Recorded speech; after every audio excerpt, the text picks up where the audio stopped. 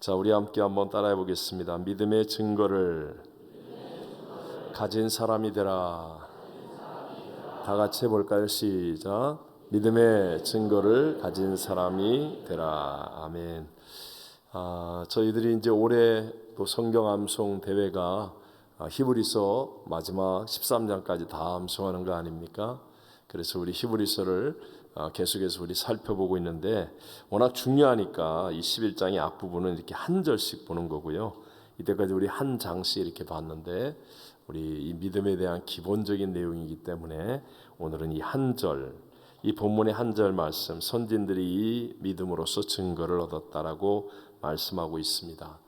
그리고 히브리서 21장은 이제 뒷부분에 가보면 바로 믿음의 증거를 가졌던 그 선진들을 우리에게 쭉 얘기해주고 있습니다. 하나님의 교육 방법이 무엇입니까? 우리를 동일하게 인도하신 하나님의 교육 방법은 보여주는 거예요. 보여주면서 자 봤니? 이렇게 해. 이렇게 하시는 방법이 하나님이 주로 사용하시는 교육 방법이다라고도 말할 수 있습니다. 우리 사두개인들이 부활이 없다고 믿는 사람이죠. 바리새파와 사두개파가 갈라지는데요. 사두개인들은 부활이 없다라고 믿었던 사람들이에요. 그래서 예수님께 부활에 대한 논쟁을 막 걸어올 때 예수님은 논쟁하지 않고 그냥 보여주세요. 뭘로 보여주세요? 나사로의 부활을 통해서 죽은 자가 다시 살아나는 부활을 보여주시고 또 예수님이 친히 부활하셔서 나타나심으로 말미암아 내가 부활이다라고 보여주시는 거예요. 그러므로 모든 논쟁을 끝내버리시고 그리고 제자들에게 부활을 확실히 믿도록 가르쳐 주셨습니다. 성령 충만함에 대해서 설명하는 거 사실 쉽지 않습니다. 성령 충만은 학교에서 배울 수 없고 육신과 혼의 세계를 뛰어넘는 영적인 일이기도 하기 때문에요. 여러 가지 신비한 경험을 통하여 오해를 만들 수도 있고 착각을 가져올 수도 있습니다. 그렇지만 성령 충만을 확실하게 경험하게 되면 그 사람들을 통하여 성령 충만한 사람들이 살아가는 삶의 모습과 그들을 통하여 나타나는 은사와 열매들을 통하여 성령 충만을 확실하게 보여줄 수는 있습니다. 여러분 기도도 마찬가지예요. 기도를 자꾸 설명으로 또는 이해로 받아들이려고 하지 마십시오. 하나님 그런 방법을 사용하지 않고요. 그냥 기도하는 것을 보여주시잖아요. 예수님께서 땀방울이 변하여 핏방울이 되도록 더욱 힘써 간절히 기도하시는 모습을 보여주시고 그리고 기도하라고 가르쳐 주시는 거예요. 봤지? 이렇게 따라하면 돼. 사실 이것이 신앙입니다. 그래서 바울도 말하기를 나를 본받는 자가 되라 이렇게 말하는 것입니다. 자, 동일한 원칙입니다. 동일한 원칙으로 교회와 성도가 건강해지는 비결이 무엇입니까? 바로 믿음의 증거가 많이 나타나는 거죠. 제가 얘기하잖아요. 예수님께서 직접 가르쳐주신 그 씨의 비유 말씀 가운데 가장 중요한 씨의 비유도 보면 예수님이 씨를 뿌렸는데 그런데 길가, 돌짝, 가시덤불 거기서는 열매를 거두지 못했어요. 그리고 4분의 1밖에 안 되는 옥토와 같이 좋은 밭에서 뿌려진 씨만이 열매를 거둡니다. 이것이 이렇게 예수님이 직접 하신 비유 말씀 아니에요? 이 쉽게 얘기하면 오늘날도 여러분 이렇게 수요일 날 나오신 여러분들은 정말 하나님이 택한 특별한 분들이잖아요. 사랑하는 분들이에요. 근데 이렇게 설교를 들으면서 지금 4분의 3은 뭔 소리인지 몰라. 그래서 오락가락하고 자꾸 그냥 이렇게 근데 4분의 1은 이제 깨닫는 거예요. 오늘 진짜 사모하는 마음, 회개하는 마음, 이게 뭔가 이게 열정을 가슴에 품고 있는 마음으로 나온 4분의 1이 깨닫는 거예요. 깨닫고 난 다음에 그렇게 살아가는 것을 보고 나서야 나머지 4분의 3은 저렇게 하는 게 믿음 생활이구나. 그러면서 보고 따라가는 거예요. 보고 따라가는 거. 이게 참 중요한 논리입니다. 그래서 우리 교회, 건강한 교회의 모습이 뭐예요? 믿음의 명문 가문이라는 게 뭡니까? 그것은요, 믿음의 증인이 있는 가문이에요. 믿음의 순교자가 있다든가 믿음의 본을 보인 사람이 있으면 자손들이 그 믿음을 본받게 되어 있고 믿음의 건강한 교회는 그런 앞장서는 믿음의 증인들이 있을 때 다른 사람들이 그걸 바라보면서 그렇게 아름답게 따라감으로 말미암아 좋은 열매들을 맺게 되는 거예요. 증거가 무엇입니까? 여러분 바람이 눈에 보여요? 안 보여요? 바람은 안 보이죠. 바람이 보인다고 그러면 어떡해. 바람은 안 보이는데 바람이 부는 건 알아요, 몰라요? 알죠. 나뭇잎이 흔들린다든가 깃발이 흔들린다든가 증거를 보면서 바람은 지금 눈에 보이지 않지만 오늘 바람이 굉장히 세게 부네. 그러면서 이렇게 알 수 있잖아요. 그런 것을 증거라고 하는 거거든요. 하나님은 내 눈에 보이지 않지만 그러나 하나님을 믿는 사람들이 살아가는 삶의 모습을 보면서 과연 하나님은 살아계셔. 정말 하나님은 기적을 베푸시는 분이야. 하나님은 의로우신 분이야. 하나님은 실수가 없는 분이야. 이런 증거가 우리 교회를 통하여 여러분들을 통하여 이 땅에 가득히 나타나게 되시기를 바랍니다. 사실 제가 지난 며칠 동안 며칠 안 되는데 그 며칠 동안 만나는 분들마다 또는 어떤 분들은 전화를 하고 카톡이나 이런 메일을 통해서 저한테 굉장히 많은 이렇게 칭찬 그런 말을 많이 하셨어요. 우리 교회 와서 손님으로 와가지고 식사를 하고 나면 그러면 모든 분들이 다 감동을 받으세요. 우리 교회를 섬기는 권사님들의 사랑의 수고, 섬김, 그 정성 그걸 느끼면서 저한테 어떤 분은 이렇게 쓰셨어요. 힐링이 된다. 자주 불러달라는 뜻이죠. 우리 교회 와서 식사를 하면 힐링이 된다. 이렇게 얘기하시더라고요. 또 어떤 분은 목사님은 이렇게 얘기하시더라고요. 지역 교회를 깨우는 모범된 신앙을 우리 교회 식사와 섬김을 통해 느낀다. 자기도 가는 데마다 우리 교회 간증한다. 그러면서 이렇게 얘기를 하시더라고요. 또 어떤 분은 저한테 이렇게 얘기하셨어요. 자기는 30년 만에 그렇게 맛있는 국수는 처음 먹어봤다. 정말이 진심을 담아서 하시는 얘기예요. 또 우리 교회 실버드림 대학을 기다리는 이유가 뭐냐?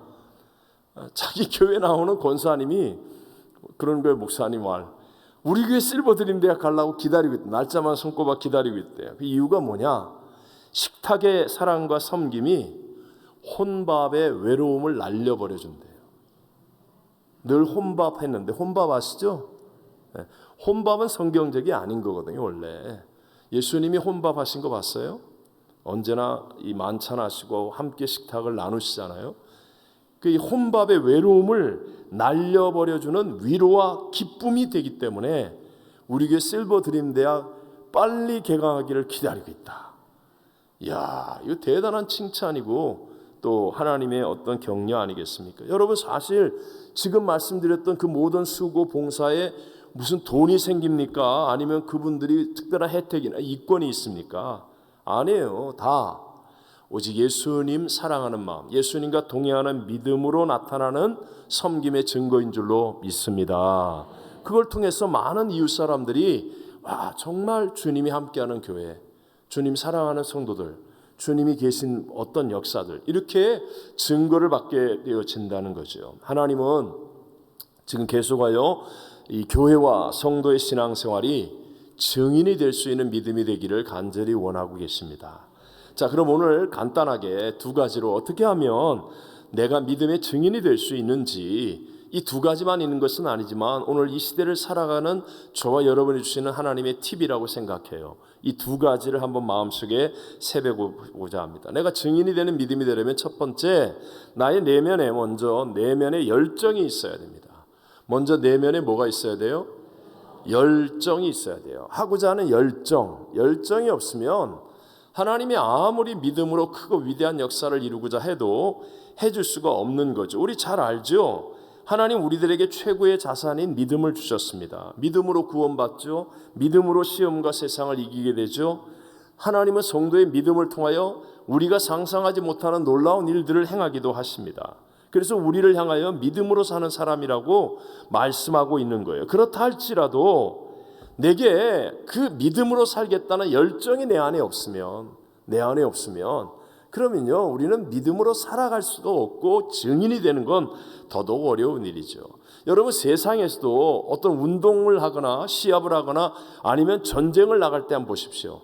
나가기 전에 막 코치가 선수들을 불러 모아놓고 아니면 대장이 군사들을 쫙 세워놓고 뭐합니까? 사기를 북돋아 주는 거 아니에요. 사기를 마음속에 뭔가 내면의 동기가 끌어오르도록 해주잖아요. 사기가 일어나야 그래야 나가서 싸우면 이기든지 지든지 이기든지 할 거 아니에요.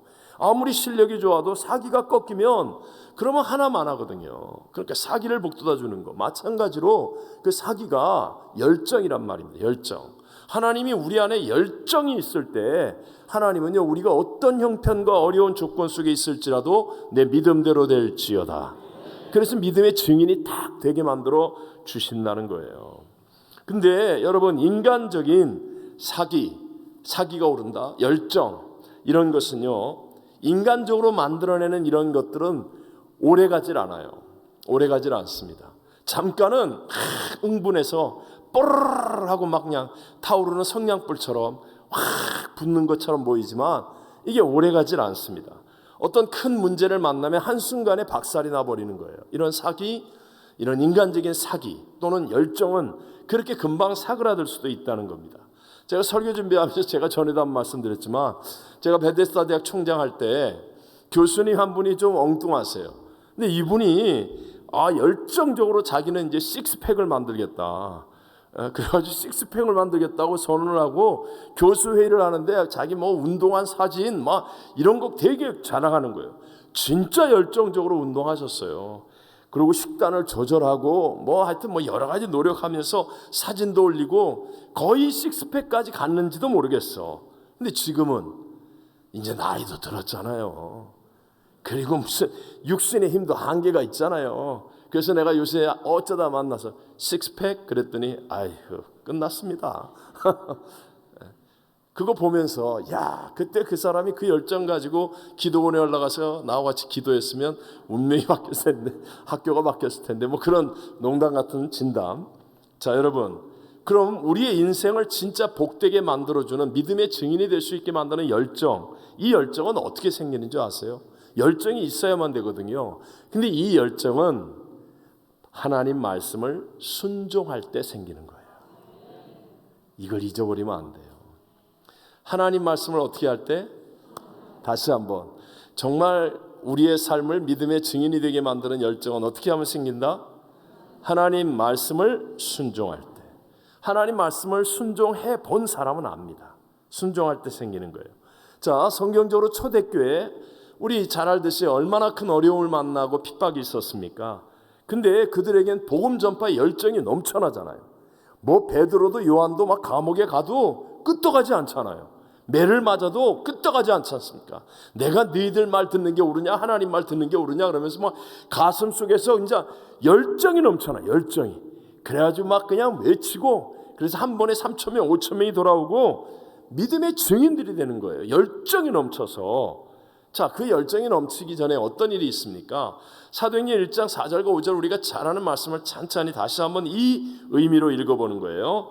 사도와 함께 모이사 그들에게 분부하여 이르시되 예루살렘을 떠나지 말고 내게서 들은 바 아버지께서 약속하신 것을 기다리라.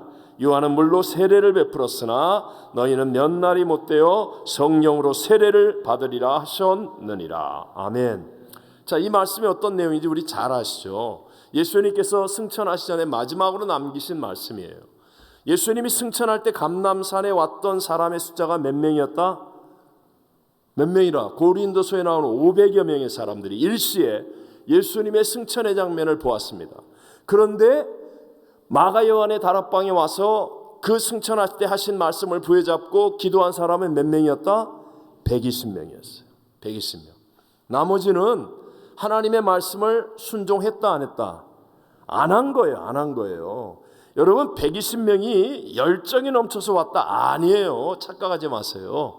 하나님 말씀을 순종했더니 그랬더니 그 안에서부터 열정이 생기기 시작하는 겁니다. 그래서 열흘 동안 계속하여 간절히 기도할 수 있는 열정이 생기고, 그리고 성령의 충만함을 받으니까 꺼지지 않는 열정의 불을 가지고 놀라운 역전의 새 역사를 만들어내게 된 줄로 믿습니다. 보세요. 예수님 뭐라고 그래요? 너희는 예루살렘을 떠나지 말고 그러잖아요. 왜 이렇게 말씀하십니까? 너무너무 어려운 상황이거든요. 정말 예루살렘에서 도망치고 싶고 피하고 싶고 숨고 싶고 그런 상황이거든요. 그러니까 말씀을 순종하기 쉽다, 어렵다? 어렵다. 말씀을 순종하기 어려운 상황이었는데 그들 120명은 그래도 주님 말씀을 순종했다는 거예요. 순종을 했더니 기도하는 열정이 생겨나기 시작하더라. 여러분, 이 진리를 아셔야 됩니다. 이 진리를. 저 외람되지만 뭐 다 아시는 사실이니까.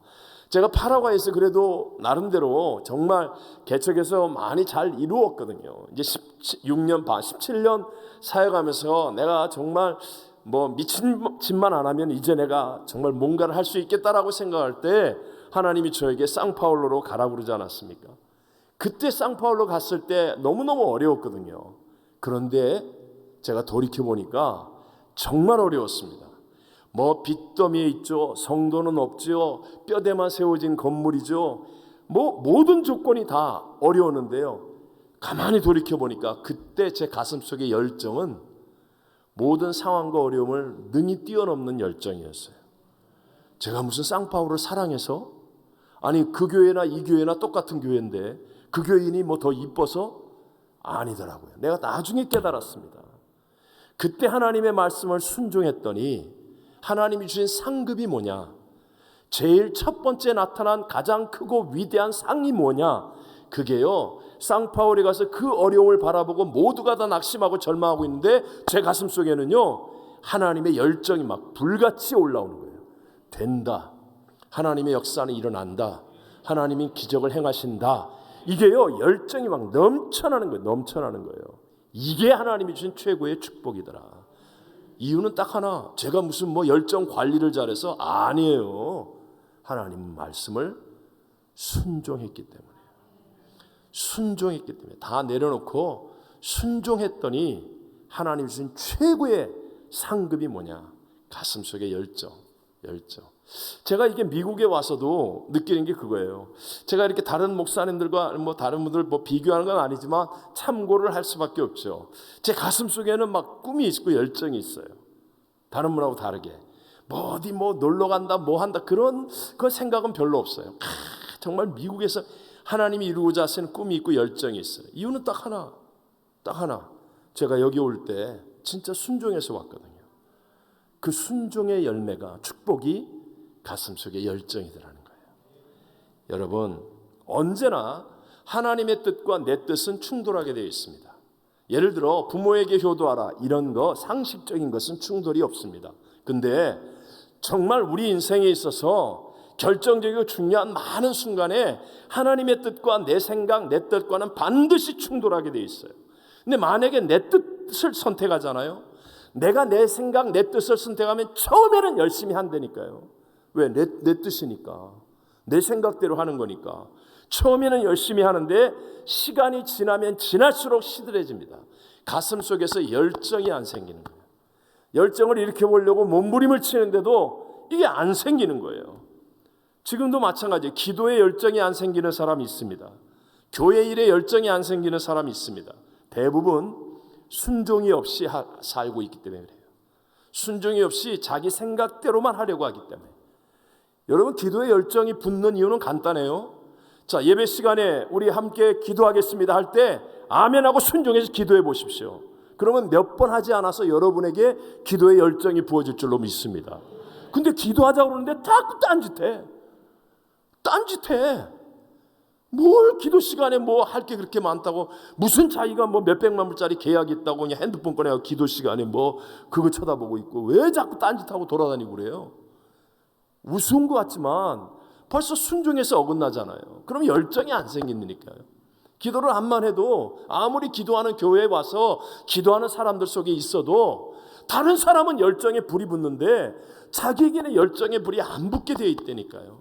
내가 붙이는 게 아니에요, 여러분. 하나님이 열정을 부어주시는 것이거든요. 순종으로부터 시작하는 거예요. 교회 생활은 말할 것도 없고, 공부든 뭐 직장이든 결혼이든 말씀보다도 자기 생각에 좋은 대로 결정해버리면, 그러면 처음에는 화려하고 멋있어 보이지만 금방 허무해지고 시들시들해집니다. 좀 과도적으로, 의도적으로 좀 과장해서 말하면, 여러분이 만약에 의식이 있는데도 불구하고 한 3번 정도를 불순종하잖아요. 그러면 이 열정의 면에서는 치명적인 상태가 됩니다. 열정이 안 생겨요. 겉으로는 습관적으로 따가서 마치 뭐 이렇게 하는 것처럼 있지만 이 안에서부터요 열정이 안 생겨. 그러니까 앉아있는데 죽은 것 같아. 작은 일이라고 가볍게 여기면서 내 생각대로 불순종하면 그러면 그 왜 썩기 직전에 사과나 오렌지처럼 영적으로 그렇게 뭉그러진 모양, 푸석푸석하고 말이죠. 툭 건들면 그냥 터져버리고 뭘 보잘것없는 그런 것처럼 되어버릴 수밖에 없어요. 자, 안희숙 여사, 그 죽으면 죽으리라의 저자 안희숙 여사 아시죠? 그분이 이제 일본 판사에게 판정을 받을 때 이 얘기예요. 사형 집행일이 1945년 8월 18일로 결정이 됩니다. 판사가 딱 판결을 내려요. 우리가 며칠 날 해방됐죠? 8월 15일. 해방될 걸 알았어요? 몰랐어요? 몰랐죠? 몰랐어요. 모른 상태에서 8월 18일이 사형 집행일이 딱 됐어요. 판사가 사형 집행일을 확정하니까 마지막 대화에서는 뭐 99.9%가 살려달라고 애원하거나 아니면 형 집행일을 며칠이라도 연기해달라고 매달린다는 거예요. 근데 안희숙 여사는 판사 앞에서 조금도 흔들림이 없이 판사가 아는 일본 시를 외워서 들려주었답니다. 대충 그 시에 번역한 내용이 이런 겁니다. 넓은 바다 밀려오는 파도가 있다. 바위에 부딪히고 거품을 일으키고 부서진다. 아무리 거센 파도가 들이친다 해도 바위는 여전하리라. 바위가 누구예요? 예수 믿는 자신이고 파도는 일본 제국주의. 기세등등하게 바위를 파도가 친다 할지라도 파도는 거품같이 사라지고 바위는 끄떡없다, 영원하다 이렇게 얘기하는 거예요. 그러니까 일본 판사가 아는 시잖아. 일본 시니까. 그 시를 들으면서 그냥 안희숙 여사 앞에서 당신은 죽을 각오가 돼 있네요. 그러니까 안희숙 사모님이 말하기를 아니야. 당신 틀렸어. 나는 이미 죽었어. 나는 예수님과 십자가에서 죽어서 여기 온 거야. 정말 안희숙 여사는 당당하고 오히려 판결을 내리는 판사는 머뭇거리고 두려워하고. 여러분 이게 영적인 싱싱함이거든요. 이런 열정, 가슴속의 열정이 어떻게 여러분 안희숙 여사가 깡다구가 좋아서 원래 태생이 좀 그런 태생이라서 그런 거 아니에요. 똑같이 연약한 여자라고요. 다 살고 싶은 사람이라고요. 근데 하나님을 순종하기 시작하면 그러면요 이 가슴속에서부터 솟아나는 열정으로 인하여 싱싱한 생명력을 가지고 어떤 핍박도 담대하게 찬양 부르며 이겨내는 사람이 되어질 줄로 믿습니다. 제가 오늘도 그 생각이 나는 거예요. 설교 준비하면서. 오늘도 이제 새벽 예배하고 기도하고 난 다음에 딱 가는데 우리 교회에서 가장 막 싱싱한 이 파트가 있어요. 7시 반쯤 됐나? 좀 안 됐었죠? 그때 제일 핫한 곳이에요. 열정이 넘쳐나는 그곳이 있어요. 어딘지 아세요? 어디예요? 선교국실이에요. 선교국실. 야, 거기가 막 웃음소리가 가득하고 맛있는 냄새가 코를 진동하고 뭐 그렇게 재밌는지 일하면서 말이죠. 역동적인 생명력이 있어요. 그분들 다 은퇴하신 권사님들이고 비실비실한 분들이에요. 그런데도 역동적인 생명력이 가득한 이유, 하나님 말씀에 순종하는 선교를 위해서 애쓰는 분들이잖아요.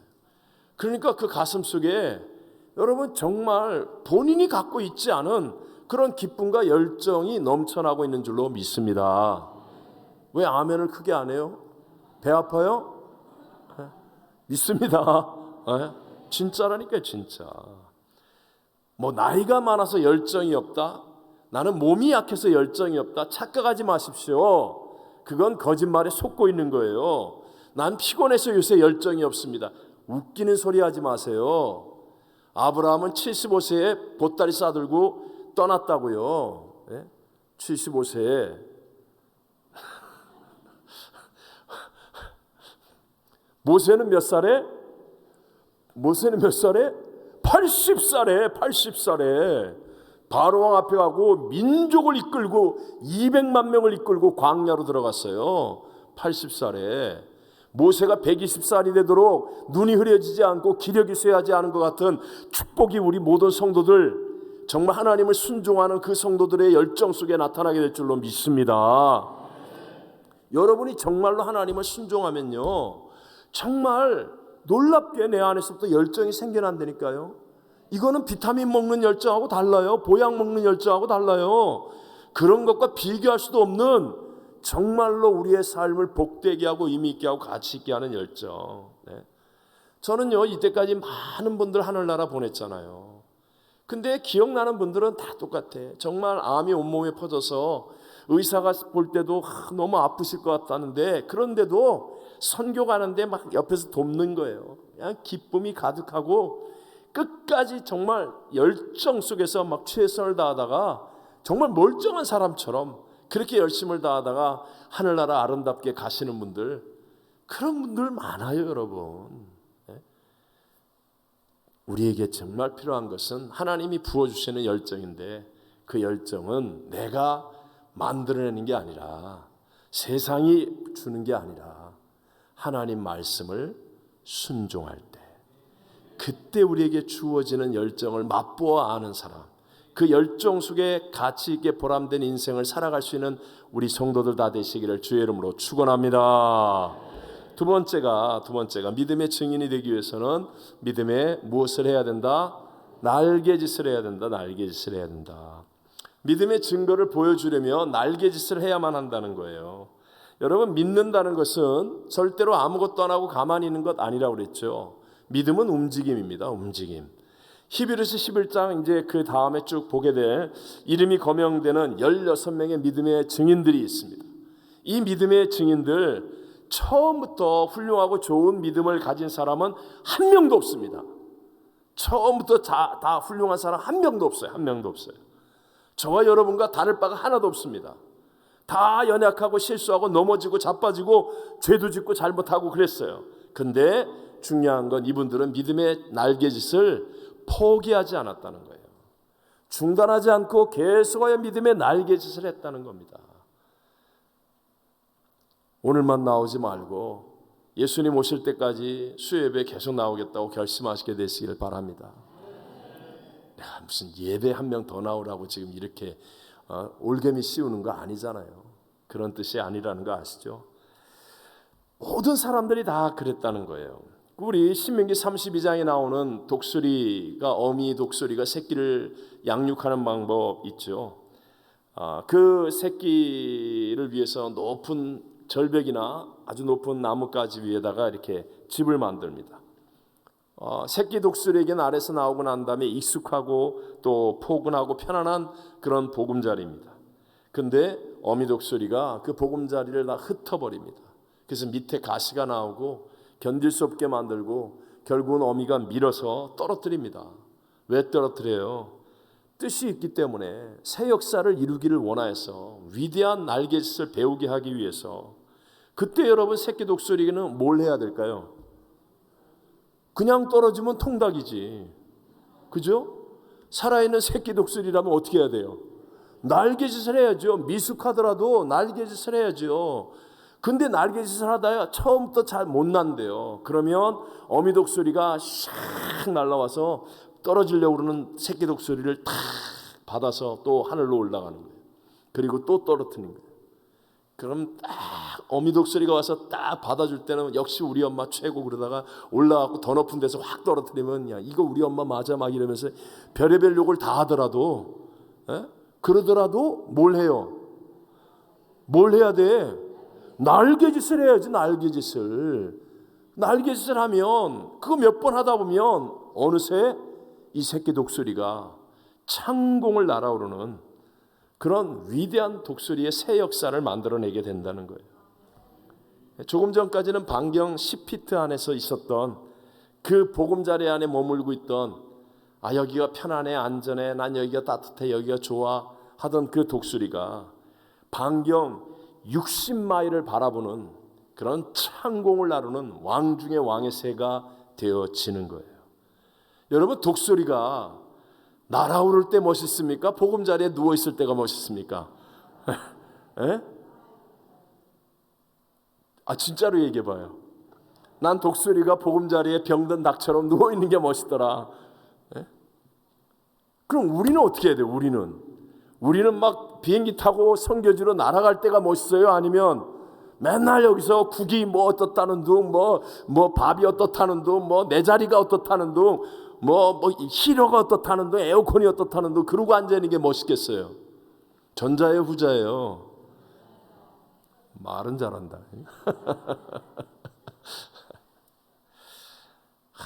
독수리가 창공을 나는 거 정말 멋있잖아요. 바람을 타고 날아오르고 쏜살같이 또 내려오기도 하고. 일반적으로 뉴질랜드를 에덴 동산의 한쪽이라고 말할 만큼, 그러니까 에덴 동산의 한쪽이 떨어져서 생겨난 섬이라고 할 만큼 그만큼 자연 조건이 좋다, 뭐 그렇게 이렇게 표현을 하죠. 이 뉴질랜드에는 사자, 곰, 늑대 같은 맹수류가 없어요. 그렇기 때문에 양을 키울 때에도 목자가 필요 없다는 거예요. 양과 소가. 그래서 그 뉴질랜드 뭐 이쪽에서 워낙 많이 키우니까 여기서 그냥 방구 끼는 게 그 지구를 오염시키는 거 아니에요. 어쨌든 간에. 근데 그곳에는 그런 맹수들이 없으니까 큰 뜸부기, 키위 같은 무려 5종류의 새들이 있는데, 저 새들이요 큰 날개를 가지고 있는데도 불구하고 전혀 날지를 못한대요. 날지를 못한대요. 왜냐하면 그냥 나뭇가지에 앉아 있거나 땅을 걸어 다녀도 아무도 해치는 짐승이 없으니까. 해치는 짐승이 없으니까 날아다닐 이유가 없어. 이유가 없어. 먹을 건 다 땅에 있는데 뭐. 그리고 땅만 쳐다보고 막 다니는 거예요. 우리 다 아는 상식적인 이야기지만 어떤 면에서 미국이 그렇게 되어가고 있잖아요. 모든 해결책이 땅에 있다고 생각합니다.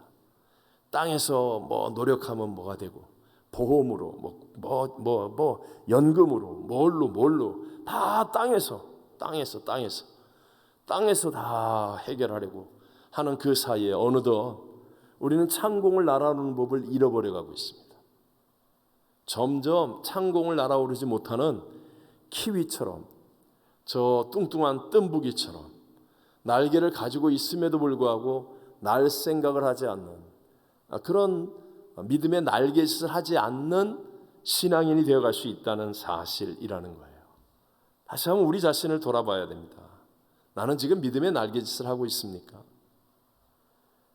여러분 정말 기도 생활하고 있습니까? 자, 이럴 때 또 한 번 또 해봅시다. 한기다말이 힘들다고요? 한기다말 하셨습니까? 맨날 아멘하는 분만 아멘해. 난 그 목소리 다 알아 이제. 아멘하는 목소리 다 알아요. 나머지는 어디 갔냐는 거예요. 어디 갔냐. 세상 탓만 하고 있을 거예요? 남의 탓만 할 거예요?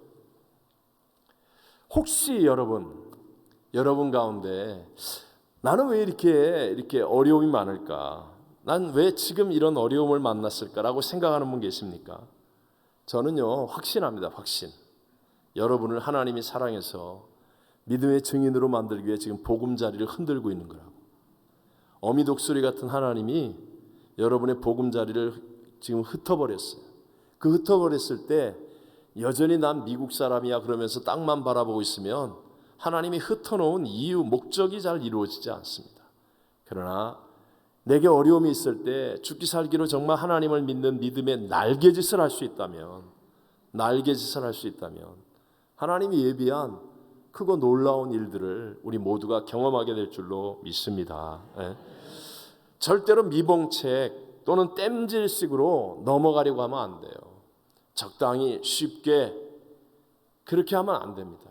우리 확실하게 그 어려움을 통하여 믿음의 날개짓을 해야 됩니다. 미운 사람 있습니까? 안 풀리는 문제 있습니까? 왜 이렇게 노력해도 안 돼? 이걸 적당히 넘어가려고 하지 마세요. 좀 참고 말지 뭐. 그냥 안 보고 말지 뭐. 이렇게 넘어가지 말고요. 믿음의 날개짓을 할 수 있는 기회로 삼으세요.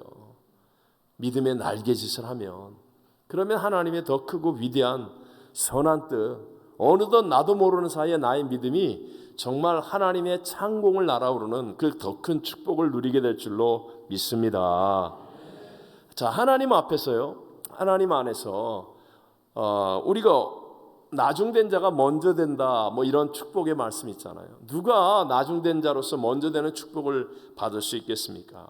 그건 뭐 해답은 오늘 동일합니다. 오늘 해답은 뭘 하면 돼요? 뭘 하면 돼요?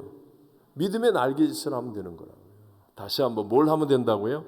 믿음의 날개짓을 하면 돼요. 믿음의 날개짓. 제가 종종 말씀드리지만 자 보십시오. 도움을 주려고 하는 사람, 나는 어떻게 하든지 난 교회에 일이 있으면 내가 앞장서 할 거야. 내가 힘든 일도 난 도와줄 거야. 이렇게 도움을 주려는 사람하고 아유 나는 안 해. 난 피할 거야. 나는 그냥 남들이 나 도와주는 거나 받을 거야. 이렇게 하는 사람하고요. 시간이 조금 지나고 나면 여러분 이 차이가 어마어마한 차이를 가져옵니다. 자 생각해 보십시오.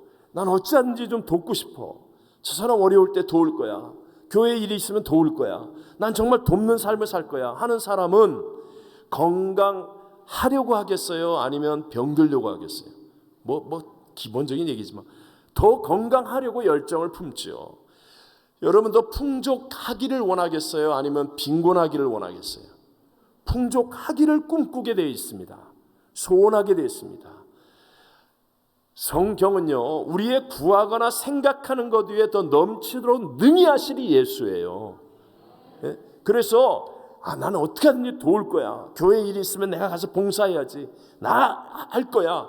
이런 사람은요, 하나님이 자꾸만 부어주시는 보이지 않는 내면의 힘이 생기고요, 건강이 생기고 물질이 생기고 사람이 붙게 돼 있고 나의 인생이 좋아집니다. 바꿔 얘기해서 자 도움을 받겠다는 사람은 이거 같이 좀 하지.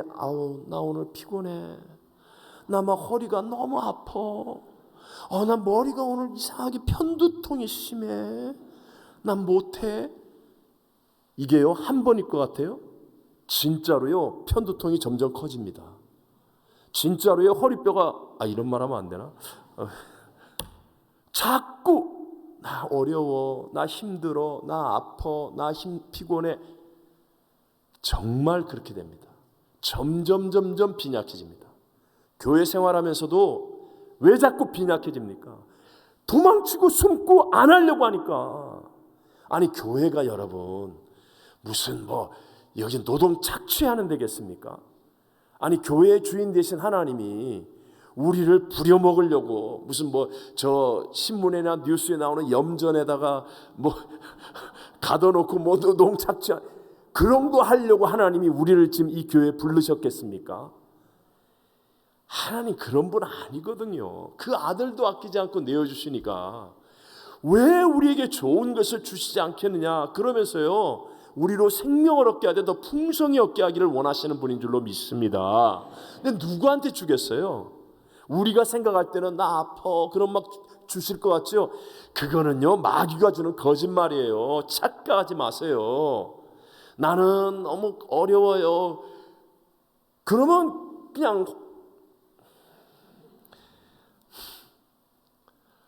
홈리스 되시는 분도요 똑똑한 분들 많아요. 대단한 분 많아요. 근데 의식이 난 힘들어. 난 안 해. 보세요. 홈리스도 잘생긴 사람 많더라고요. 이제 난 벌몬에 있는 홈리스 와 운동화도 막 그냥 마이클 조던 운동화 같아. 그리고 옷도 막 허리띠도 무슨 패션 모델 같아. 그냥. 멋있더라고요. 등치도 얼마나 큰지. 영어도 너무 잘해. 근데 홈리스야. 안 하겠다는 거예요.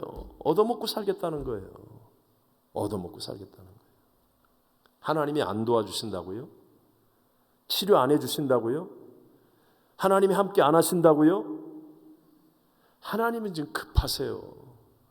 천하보다 귀한 한 영혼이 지구촌에 정말 죽어가고 망해가고 멸망을 향해 가고 지옥을 향해 가고 있는 이 땅을 바라보면서 하나님은 급하세요. 미국 같은 데가 어디 있어요? 미국에는 우리들이 안 도와주면 누가 도와줍니까? 터키를 미얀마에서 도와줍니까? 예? 우리에게 열정을 품고 믿음의 날개짓 하라고 중보기도 하라고 하나님 우리를 인도하시는 거 아닙니까? 바로 그렇게 내가 하겠습니다. 주여 내가 여기 있사오니 나를 보내소서. 맞죠 여러분? 주여 내가 여기 있사오니 쟤를 보내소서. 맨날 그런 얘기하지 말고 왜 에콰도르 가는데 콜롬비아 가는데 쟤를 보내라고 자꾸 그래요. 왜 쟤를 보내라고 그래? 자기가 가야지. 우리가 정말 존경하고 좋아하는 닮기를 원하는 요셉 보십시오. 요셉은 우리와 비교할 수 없는 정말 처절한 어려움에 절망의 이민생활했잖아요. 노예로 있을 때, 감옥에 있을 때 요셉이 했던 것은 믿음의 날개짓입니다. 한번 대표적으로 창세기 40장 4절만 한번 잘 읽어보세요. 자, 다 같이 친위대장이 요셉에게 그들을 수종들게 하매 요셉이 그들을 섬겼더라. 그들이 갇힌 지 여러 날이라. 아멘. 요셉에 대해서 일화를 읽어보면 요셉은 노예로 있을 때에도 감옥에 갇혀 있을 때에도 언제나 하나를 맡기면 둘 셋을 하는 사람이에요. 언제나 열정을 가지고 믿음의 날개짓을 하는 사람이에요. 그러니까 하나님이 그 요셉을 날아오르게 만드는 것 아니겠습니까? 오늘 우리 교회도 우리의 다음 세대도 우리의 자녀들도 믿음의 날개짓이 많아져서 요셉같이 이 미국 땅을 날아오르는 위대한 인물들이 많이 일어나게 될 줄로 믿습니다. 결론으로 말씀을 정리하겠습니다. 여러분, 하나님은 믿음입니다. 믿음. 잘생긴 사람, 돈 많은 사람, 건강한 사람, 유명한 사람, 지식 있는 사람이 아니라 믿음의 사람을 사용하십니다. 믿음. 우리가 믿음의 증인이 되기를 원하시는 거예요. 증인되라고 말씀하는 거예요. 그러기 위해서는 먼저 내면에 뭐가 있어야 돼요? 열정. 근데 이 열정은 어떻게 생긴다고요? 하나님 말씀을 순종할 때, 내게 주어진 하나님의 말씀을 순종할 때, 그 작은 것 하나 순종하는 사이에 나도 모르는 사이에, 왜 열정은 눈에 안 보이니까 나도 모르는 사이에 내 안에서부터 놀라운 열정이 불타오르기 시작해요. 그리고 그 열정이 정말 위대한 하나님의 새 역사를 만들어냅니다. 뿐만 아니라 믿음의 무엇을 하라고요? 날개짓을 해야 돼요. 날개짓을 해야 됩니다. 자꾸만 내가 할 수 있는 믿음의 날개짓, 기도하고 한기다말하고 감사한 옷도 쓰고 열방을 품는 중보기도 하고, 오늘도 수요일 오늘부터 예배 전에 우리 성전에서 안 하고 중보기도실에서 우리 예배 전에 중보기도 하는데 보니까 정말 우리 귀한 분들이 그냥 얼마나 은혜스럽게 기도하는지. 여러분이 오늘 은혜를 받았다면 그분들의 덕이 한 30%는 돼. 정말 귀하게 이 믿음의 날개짓 아니에요? 믿음의 날개짓. 네? 믿음의 날개짓을 우습게 여기지 마십시오. 하나님은 절대로 실수를 하지 않는 분이세요. 우리 모두 이런 가슴속의 열정과 믿음의 날개짓을 통하여서 믿음의 증인으로 귀하게 쓰임받고 하나님 앞에 칭찬 듣는 저와 여러분 되시기를 주의 이름으로 축원합니다. 축원합니다. 함께 우리 찬양 부르고 기도하겠습니다. 믿음이 없이는 기쁘시게 못하나니. 함께 찬양하겠습니다.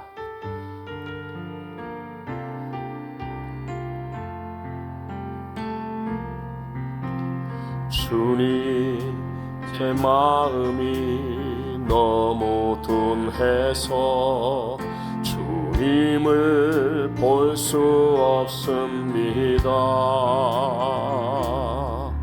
이 땅에 속하여 이 땅만 보다가 주님을 놓쳤습니다.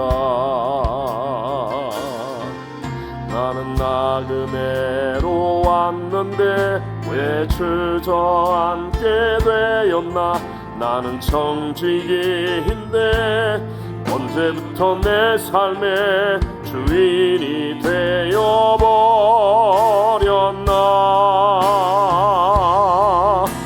믿음이 없이는 기쁘시게 못하나니 고된 수고도 다 헛될 뿐이라. 믿음이 없어서 무너진 나의 모든 자리에 다시 주님을 기다립니다. 주님 제 마음이 너무 둔해서 주님을 볼 수 없습니다. 이 땅에서 가요 이 땅만 보다가 주님 손을 놓쳤습니다. 나는 나그네로 왔는데 왜 주저앉게 되었나. 나는 청지기인데 언제부터 내 삶의 주인이 되어버렸나.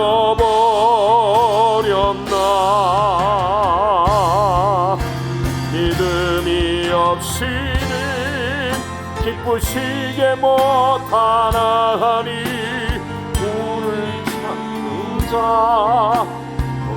때뿐이라. 믿음이 없어서 무너진 삶의 모든 자리에 다시 주님을 기다립니다. 믿음이 없이는 기쁘시게 못하나니 주를 찾는 자 반드시 만나리. 믿음이 없어서 무너진 삶의 모든 자리에 다시 주님을 기다립니. 믿음이 없이는 기쁘시게 못하나. 고된 수고도 다 헛될 뿐이라. 믿음이 없어서 무너진 삶의 모든 자리에 다시 주님을 기다립니. 믿음이 없이는 기쁘시게 못하나니 주를 찾는 자 반드시 만나리. 믿음이 없어서 무너진 삶의 모든 자리에 다시 주님을 기다립니다. 다시 주님을 기다립니다.